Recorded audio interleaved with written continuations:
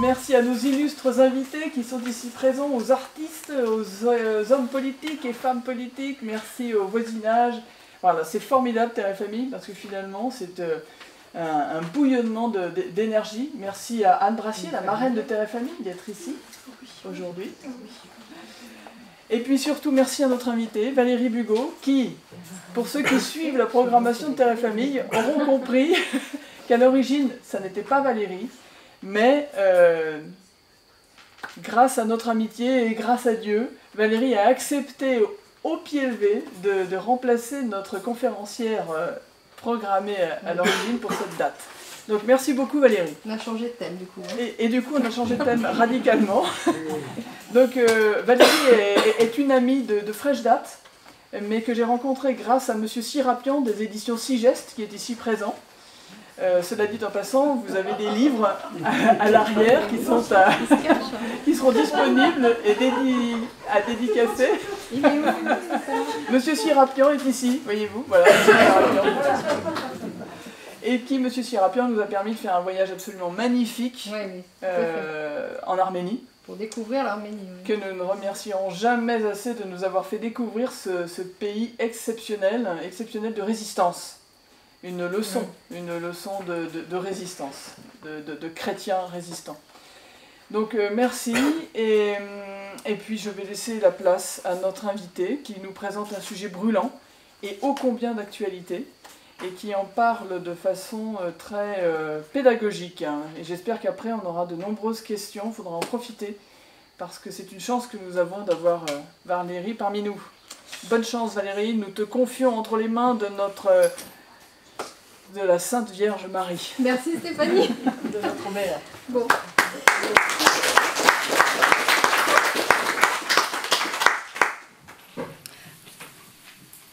Alors, ça marche? Oui.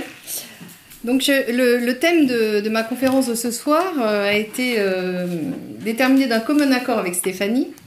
Nous nous sommes mis d'accord pour donner le sujet « L'État peut-il résister aux banques ?» Alors, je pense que pour traiter un sujet pareil, il faut déjà déterminer ce qu'est l'État, déterminer ensuite ce qu'est la banque, et ensuite ça permet de comparer les deux et de voir comment effectivement répondre à la question. Mais avant de commencer dans le vif du sujet, si je puis m'exprimer ainsi, eh bien je voudrais insister sur une chose qui est en train de se passer actuellement, dont les gens ont très très peu conscience, et qui est une guerre à mort, une guerre monétaire à mort. Et cette guerre monétaire, elle concerne la monnaie internationale, le contrôle de la monnaie internationale. Cette guerre à mort, dont personne ne parle jamais, est à l'origine en réalité de tous les troubles géopolitiques que nous constatons actuellement et qui sont en recrudescence. Alors, ce qui se passe, c'est que vous savez qu'à la suite des accords de Bretton Woods, les Américains ont obtenu que la monnaie internationale soit le dollar américain. Or, il se trouve que les contraintes économiques qui pèsent sur une monnaie nationale sont opposées aux contraintes économiques qui pèsent sur une monnaie internationale. Parce qu'une monnaie nationale, pour fonctionner de façon satisfaisante, doit privilégier les exportations par rapport aux importations. Or, pour qu'une monnaie internationale fonctionne correctement, il faut que les importations soient privilégiées par rapport aux exportations, de façon à pouvoir abreuver le monde entier en devises. Donc le dollar en tant que monnaie nationale n'était pas apte à terme à remplir un rôle satisfaisant de monnaie internationale, dans le sens où la monnaie internationale est un élément indissociable d'un futur gouvernement mondial. Voilà. Donc ça, c'est le préambule, parce que si on ne sait pas ça, on ne comprend rien, en fait, à ce qui se passe aujourd'hui. Donc vous avez compris que le dollar était actuellement extrêmement contesté, et il a été contesté en priorité par les grands banquiers de la City qui veulent imposer une monnaie nationale, une monnaie internationale, qui était déjà proposée à la fin de la Seconde Guerre mondiale par Keynes. C'était le Bancor qui était proposé par Keynes. Donc c'était un panier de monnaies qui devait représenter la monnaie internationale. Keynes a plié devant la volonté américaine qui était le pays qui était le grand gagnant finalement le grand gagnant financier et économique de la Seconde Guerre mondiale. Et donc nous avons eu le dollar, d'abord adossé à l'or, ensuite adossé au pétrole, donc pétrodollar, qui a servi de monnaie d'échange international dans les transactions internationales. Donc cette époque s'achève, touche à sa fin. Et donc les gens qui ont fait, enfin les grands détenteurs de capitaux américains qui ont fait leur fortune sur le fait que le dollar était la monnaie mondiale ne voient pas évidemment la chose d'un bon œil. Donc il y a une guerre, cette partie des Américains, on peut, pour faire simple, hein, grosso modo, c'est les WASP américains. Donc ces gens-là se sont élevés contre la volonté des banquiers de la City de faire évoluer la monnaie internationale vers un panier de monnaie. Je ne sais pas si vous êtes un petit peu au courant, mais en 1988, le journal The Economist parlait pour 2018, je crois que c'est 2018 d'ailleurs, d'une monnaie internationale qui s'appellerait Phoenix. Et en effet, les DST qui sont promus actuellement par le FMI, c'est le Bancor qui renaît de ses cendres. C'est donc bien le Phoenix. Les DST seront un panier de monnaie locale. Quand je dis local, évidemment, vous avez compris que la Chine devait entrer dans la détermination de cette monnaie, de ce panier de monnaie. Et c'est ce qui a justifié tous les ennuis d'un homme politique que vous connaissez qui s'appelle DSK. Voilà, c'est justement cette guerre qui a été menée. DSK a mené la guerre où finalement œuvrait pour faire émerger cette monnaie, ce panier de monnaie. Ce que les Américains voyaient d'un très mauvais œil. Voilà. Donc, aujourd'hui, la monnaie internationale qui se profile s'appelle droits de tirage spéciaux. Elle sera gérée officiellement par le FMI, mais à parité, je pense, par également la Banque des règlements internationaux qui est située à Bâle et qui sera, à terme, chargée de réguler les avoirs des États en fonction en intégrant les dettes de façon à réguler chaque État, la finance de chaque État par rapport à cette nouvelle définition de monnaie. Voilà, alors ça c'était effectivement une remarque liminaire, mais je trouve utile de la faire parce que les gens en général ne comprennent pas ce qui se passe. C'est le fondamental de toutes les guerres géopolitiques que nous connaissons actuellement, c'est la source géopolitique des guerres. Donc évidemment, les grands médias n'en parlent pas, les économistes non plus. Je trouvais utile de préciser ces petites choses. Alors maintenant, si vous voulez bien, on va revenir à notre sujet. L'État peut-il résister aux banques ? Alors ça, c'est une question piège. Puisque déjà, tout le monde pense savoir ce qu'est un État. Mais l'État ne coule pas de source. Et en réalité, quand on parle d'État aujourd'hui, on est très largement dans une imposture. Parce qu'il faut revenir toujours aux fondamentaux, à la sémantique et au sens profond des institutions et des terminologies juridiques. Parce que si on ne fait pas ça, on se rend très rapidement compte que les événements, enfin les institutions peuvent dériver, et dériver de façon... on garde la forme et le fond évolue de telle sorte que la forme n'a plus de substance.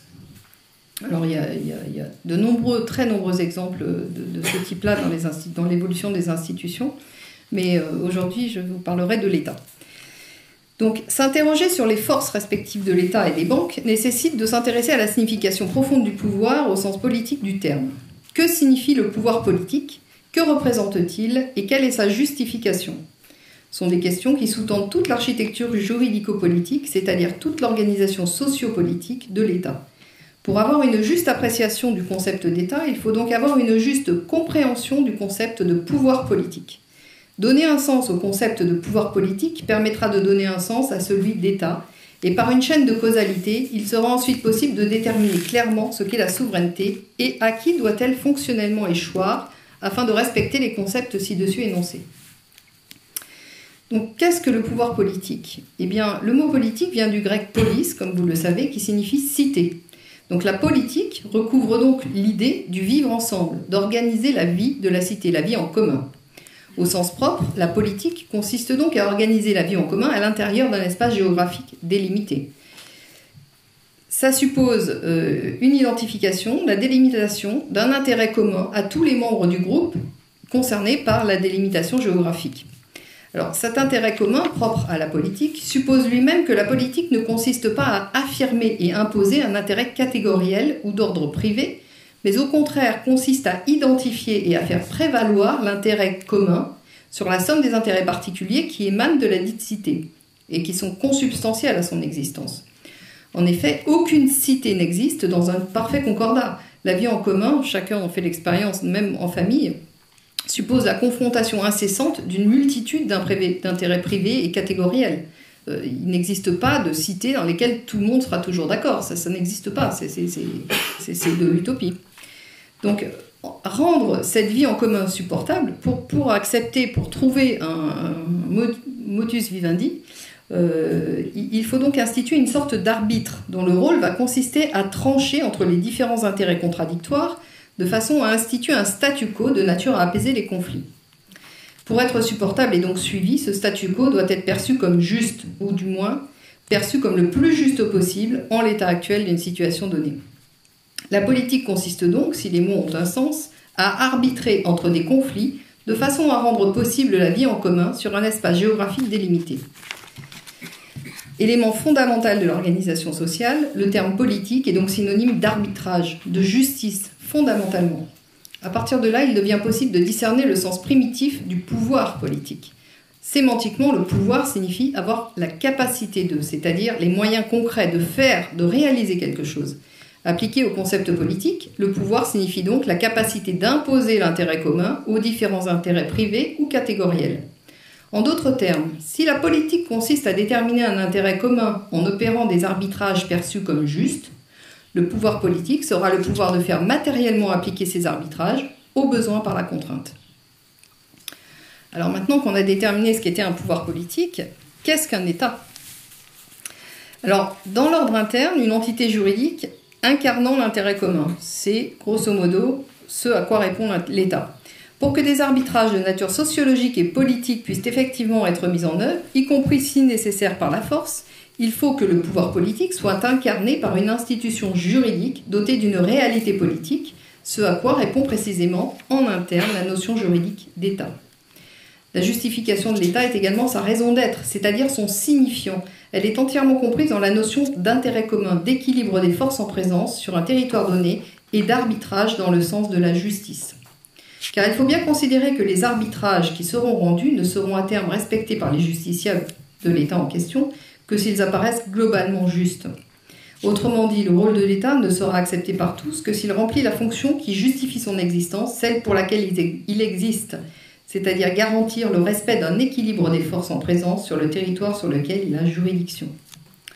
On peut également élargir la perspective et aller chercher le rôle et la fonction de l'entité dénommée État dans un ordre juridique externe. Et là, il faut définir le cadre dans lequel s'inscrit le débat. Si le concept d'État tel que ci-dessus décrit s'est développé dans le monde entier, à mesure que s'imposait l'ordre juridique et politique occidental au reste du monde, il n'en reste pas moins que ce concept est profondément de nature européenne, c'est-à-dire que son signifiant est entièrement compris dans la culture gréco-latine propre à ce que fut l'Europe. Il est donc indispensable, afin de conserver une cohérence au signifiant, en l'occurrence le concept d'État, d'en apprécier la réalité externe dans le contexte culturel européen. Les traités de Westphalie, c'est-à-dire les pourparlers de Münster d'un côté et d'Osnabrück de l'autre, signés le 24 octobre 1648 et auxquels ont participé toutes les puissances occidentales, à l'exception notable du tsar russe, du roi d'Angleterre et du sultan ottoman, a déterminé les principes des États européens. Le fondement principal de ces traités internationaux a été la recherche d'un équilibre des puissances politiques qui s'exerçaient en Europe à cette époque. Aucun État ne devait être plus puissant que tous les autres réunis. C'étaient les principes issus des traités de Westphalie. Jusqu'à la disparition en 1806 du Saint-Empire romain germanique, les traités de Westphalie ont géré l'équilibre des forces géopolitiques en Europe. L'Empire est morcelé en 350 petits États, sonnant le glas de la puissance des Habsbourg. Les grands gagnants de ce traité avaient été la Suède, les Pays-Bas et la France. Contrairement à ce que certains en disent, le concept de l'État westphalien n'est pas mort au XXe siècle. Ou plutôt, si les morts en apparence sont signifiants à survécu, car la paix qui s'est installée en Europe au sortir de la Seconde Guerre mondiale doit tout au concept de l'équilibre des forces mis en œuvre par les traités de Westphalie. C'est en effet sur ce principe de l'équilibre des forces que fut fondée la paix qui a suivi la Seconde Guerre mondiale, due à l'équilibre de la terreur nucléaire qui existait entre les blocs de l'Ouest, dirigés par les États-Unis, le bloc de l'Ouest dirigé par les États-Unis, et de l'Est communiste, dirigé par l'Union soviétique. Ce ne sont bien entendu pas les instances européennes, pas encore nées ou balbutiantes, qui ont généré la paix en Europe depuis 1945, mais bien l'équilibre de la terreur. Équilibre des forces qui avait déjà prévalu lors des traités de Westphalie. Vous voyez, la forme change, mais le signifiant perdure. Au sens géopolitique européen du terme, l'État doit donc être une entité disposant d'une autonomie suffisante pour garantir la sécurité de ses ressortissants. Cette entité doit, selon les principes westphaliens, être capable de se mesurer, seule ou avec ses alliés, à des voisins plus puissants. Notons qu'aujourd'hui, la taille géographique ne semble plus être le critère déterminant qu'il fut à l'origine. Les capacités techniques ont pris de telles proportions dans tous les domaines, militaires mais aussi énergétiques, biologiques, etc., que les États seront davantage ceux capables de développer des idées techniques et technologiques créatrices que ceux détenant des matières premières. Même s'il est évident que la détention de matières premières reste un avantage comparatif très important. Mais cet avantage n'est plus dirimant, il peut aujourd'hui être compensé par des échanges de type bien contre service entre États. La capacité créatrice et l'ingéniosité des ressortissants d'un État peuvent à eux seuls garantir que l'État en question sera en mesure d'assurer la sécurité intérieure et extérieure. Alors, maintenant que la terminologie a été un peu explicitée, à l'intérieur de l'État, qu'est-ce que la souveraineté et à qui doit-elle échoir ? Si on part des présupposés de l'État décrits ci-dessus, la souveraineté ne peut appartenir formellement qu'à l'État. Le vocabulaire juridique décrit en effet la souveraineté comme étant le caractère suprême d'une puissance qui n'est soumise à aucune autre. Toutefois, cette analyse est insuffisante, car il faut encore déterminer comment la souveraineté est exercée et comment sera garanti le fait que la souveraineté sera échue à un État représentant effectivement l'intérêt commun de ses membres.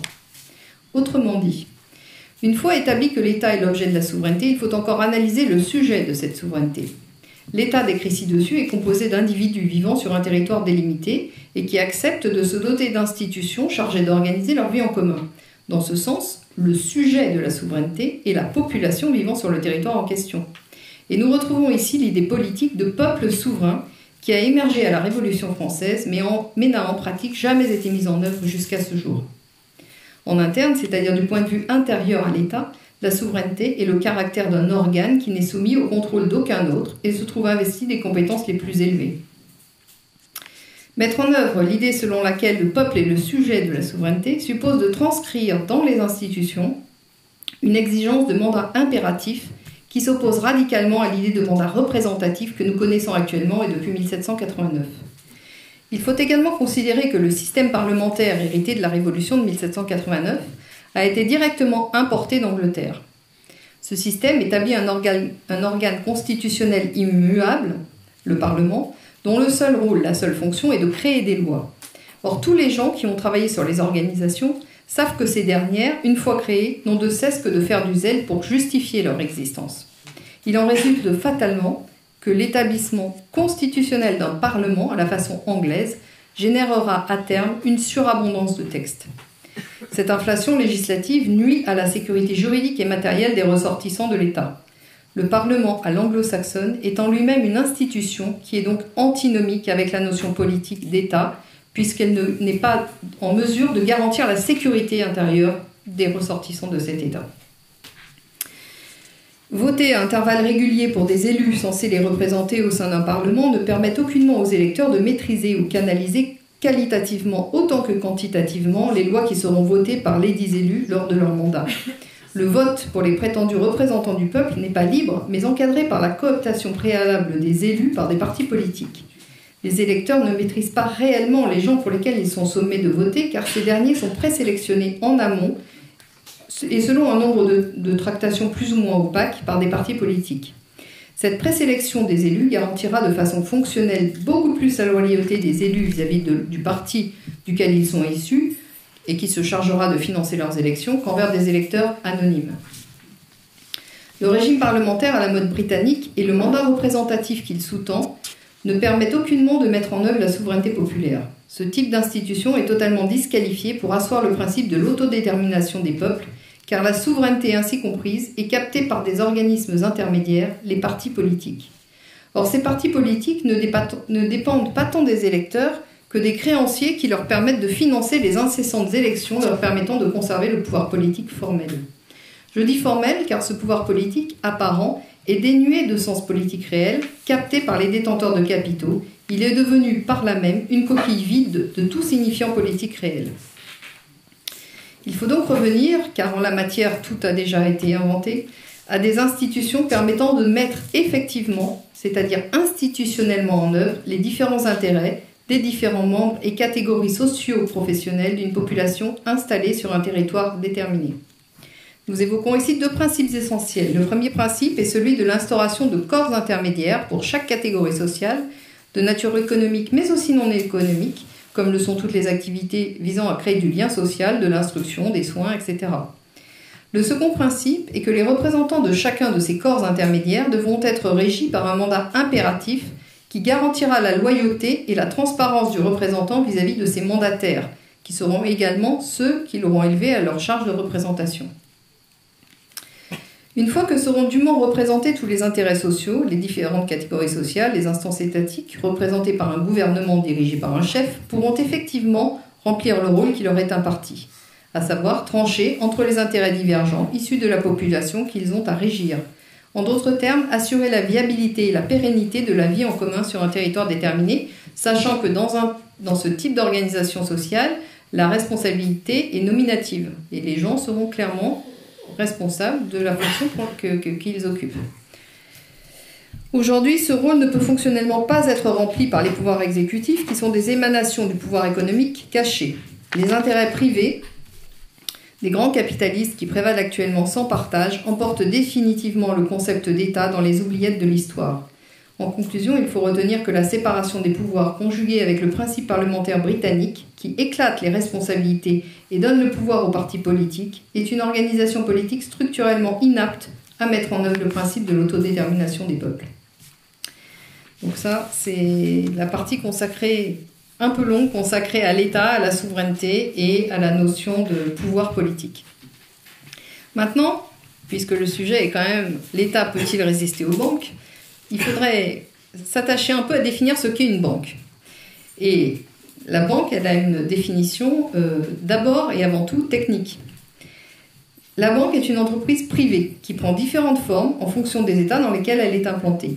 Les grandes banques à implantation internationale sont économiquement contrôlées par des personnes physiques dont le grand public ignore la plupart du temps le nom. Au fil du temps, le système bancaire s'est intégré à différents niveaux. D'une part, il s'est institutionnalisé et internationalisé, et d'autre part, il s'est consolidé au niveau de chaque État.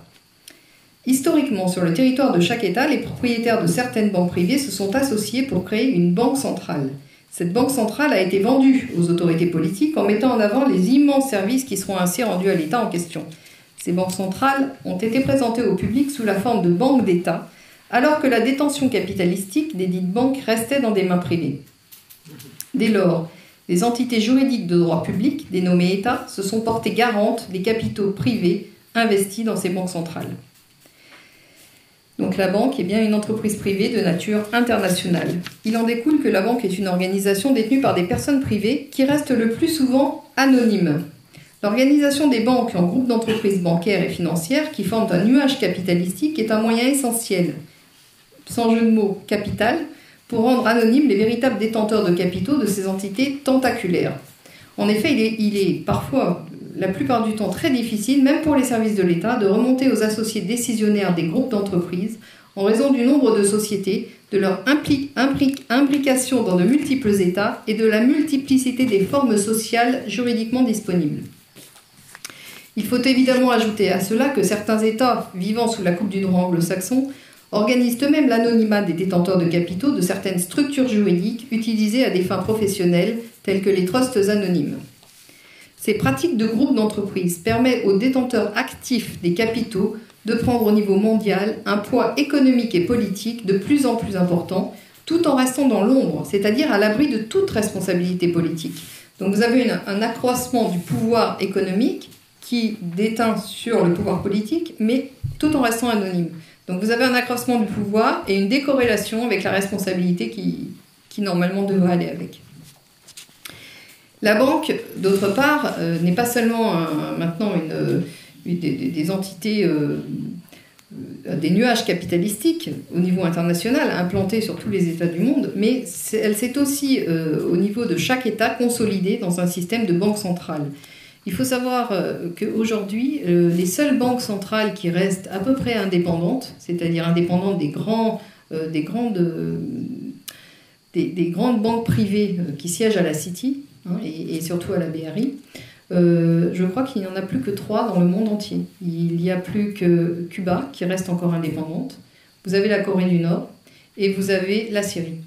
Non, l'Iran. La Syrie, je crois, j'ai un doute sur la Syrie, l'Iran est encore indépendante des banquiers de la City.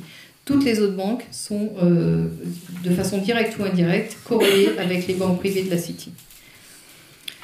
Donc les banques centrales sont nées sous le signe de l'imposture. Présentées comme des banques d'État, elles disposaient à ce titre de la garantie de l'État, c'est-à-dire de la garantie des contribuables, c'est-à-dire socialisation des pertes. C'est de ça dont on parle. Alors que ces capitaux restaient dans des mains privées.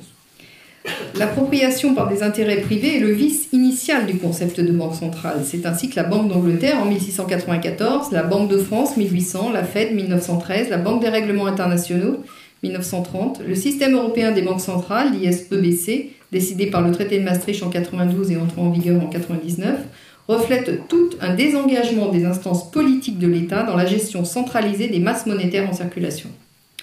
Aujourd'hui, la distinction institutionnelle fallacieuse entre gestion monétaire et gestion politique est entrée dans l'inconscient collectif comme une normalité. Tout le monde estime normal que les banques centrales soient indépendantes du pouvoir politique. Personne ne se pose plus la question de savoir pourquoi doit-elle impérativement être indépendante. Dès que vous évoquez la question politique de la dépendance de la Banque centrale vis-à-vis du gouvernement, les âmes qui se croient éclairées vous répondent immanquablement « souvenez-vous de Weimar ». Mais à la vérité, l'épisode de Weimar est une mauvaise réponse, car l'hyperinflation de cette époque a été le résultat d'une politique elle-même très largement sous domination capitalistique. Certains rétorqueront que la Banque de France a été nationalisée, mais là encore, il faut s'entendre sur les termes. Que signifie réellement une banque nationalisée par un État lui-même entièrement sous dépendance des grands propriétaires de capitaux?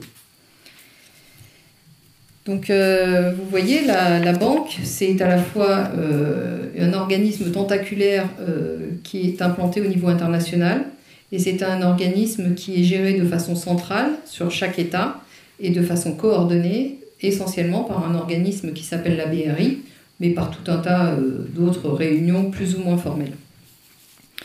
Donc, la banque a un rôle institutionnel au niveau international qui ne se résume pas au FMI, à la Banque mondiale, qui sont des éléments importants du système, mais qui sont dans lequel les piliers réels sont les banques privées.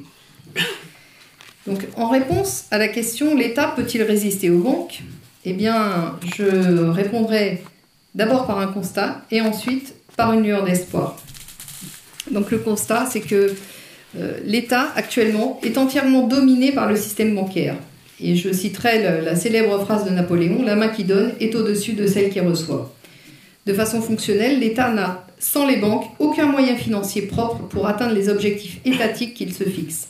En abandonnant dans des mains privées sa fonction régalienne de battre monnaie, l'État s'est volontairement placé dans une position d'infériorité par rapport aux détenteurs du fait économique. Or, les banquiers ne cherchent pas l'intérêt commun aux citoyens, ce qui est le rôle de l'État en tant qu'entité politique, on l'a vu en première partie. Ils cherchent le développement de leur intérêt privé, qui est de nature catégorielle. Cet intérêt privé consiste aujourd'hui à asseoir leur domination politique par l'élaboration d'un gouvernement mondial qu'ils contrôleraient définitivement. L'abandon volontaire par l'État de la gestion monétaire a pour conséquence directe de priver l'État de toute substance politique. L'État est devenu un simple outil de pouvoir aux mains des banquiers anonymes.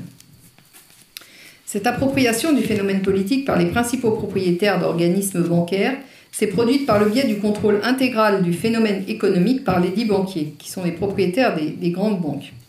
Ce contrôle s'est réalisé par deux moyens principaux, le contrôle des monnaies, des masses monétaires en circulation, et l'anonymat des capitaux. L'anonymat a permis aux banquiers d'organiser un accaparement discret des biens tangibles de cette terre sans soulever la juste indignation des masses populaires que n'aurait pas manqué de faire une appropriation officielle par quelques personnes, aussi violente eût-elle été. Le contrôle des masses monétaires en circulation a permis le contrôle par corruption du phénomène politique et le développement des moyens légaux d'appropriation discrète des biens. C'est ainsi que l'État a lui-même organisé l'anonymat des capitaux qui permet aux propriétaires contrôlant les grandes banques de rester anonymes, ce qui favorise et rend possible le phénomène d'accaparement généralisé des biens par une combinaison de moyens légaux, par exemple l'optimisation fiscale, et de moyens détournés, faisant l'objet d'un consensus international tel que le sont les paradis fiscaux. Alors, quand même, je ne voudrais pas être trop pessimiste, il y a une lueur d'espoir parce que rien n'est écrit pour l'avenir et la domination des États par les banques n'est pas inéluctable. Ce que la main de l'homme a fait, l'homme peut le défaire. Mais ça ne se fera pas tout seul et il y a des conditions à ça. Une condition de forme et des conditions de fond. La première condition de forme est une condition sine qua non. Elle est que les ressortissants des États prennent conscience de leur entière dépossession du phénomène politique. Ce qui signifie qu'ils devront politiquement s'organiser de façon à se donner les moyens concrets de reprendre le contrôle de leur destin collectif. Il me semble justement que telle est précisément l'ambition de l'association Terre et Famille. La seconde condition est en réalité plurielle. Elle est liée à la validité et à la viabilité sur la durée de la reprise en main du phénomène politique par les ressortissants des États. Il faudra impérativement, à peine d'ineffectivité de la reprise en main politique, réhabiliter le concept même de droit, de façon à rendre ce dernier compatible avec l'existence d'une civilisation. Techniquement parlant, il faudra revenir au concept juridique issu du droit continental et corrélativement abandonner le droit du plus fort qui prend la forme de la réglementation à la façon anglo-saxonne. Nous sommes sur le continent européen en cours d'abandon définitif de notre droit continental traditionnel issu du droit romain, lui-même modelé et repris au fil des siècles par des préceptes de droit canon, au profit de ce droit anglais dont l'essor date des Lumières, dominé par le principe de la loi du plus fort. La common law anglaise est un système juridique dont les règles sont principalement édictées par les tribunaux au fur et à mesure des décisions individuelles. Si l'on parle de droit anglais, il faut aussi évidemment parler de l'equity, selon lequel le prince, c'est-à-dire au début le roi puis le chancelier, se sont accordés le droit de juger en fonction des préceptes moraux les cas qui n'étaient pas abordés par la common law. Néanmoins, concrètement, les principes de l'equity, ainsi conçus, ne méconnaissent jamais la common law, ils s'y adaptent. Le droit continental traditionnel était un droit de régulation fait pour organiser la vie de la cité. Il répondait à des règles strictes, lesquelles étaient conçues autour du respect de la personne humaine comprise comme une partie d'un tout formé par la collectivité. Même le droit des gens, qui était grosso modo la partie du droit romain qui organisait les peuples vaincus, était conçu autour des idées centrales de la personne et de l'organisation de la vie en commun. La supériorité du droit continental sur le droit anglo-saxon provient non seulement de son expérience historique, mais aussi et surtout de sa vocation. Il est globalement, contrairement au droit anglo-saxon, mis au service de la collectivité et non à celui de quelques élites autoproclamées. Je vous ai fait là une synthèse assez courte finalement et assez dense, mais du résultat de mes recherches qui maintenant commencent à avoir de l'ampleur, puisque ça fait 25 ans que je travaille sur ces sujets. Donc j'ai commencé par un travail sur l'entreprise et j'ai compris les fils capitalistiques et les instruments. J'ai compris l'ampleur de la domination que l'entreprise imposait en termes institutionnels sur le monde et sur les États. Le livre que vous avez disponible derrière vous fait une brève analyse des instances, de ce que sont les instances européennes, de l'Union européenne, des institutions de l'Union européenne, et analyse également en détail ce que j'ai appelé la théorie juridique de la monnaie. Parce que la monnaie est au cœur nucléaire du problème de la domination mondiale. Et si on ne comprend pas ça, on ne comprend rien, strictement rien, aux événements internationaux qui se déroulent sous nos yeux. Voilà. Si vous avez des questions, n'hésitez pas.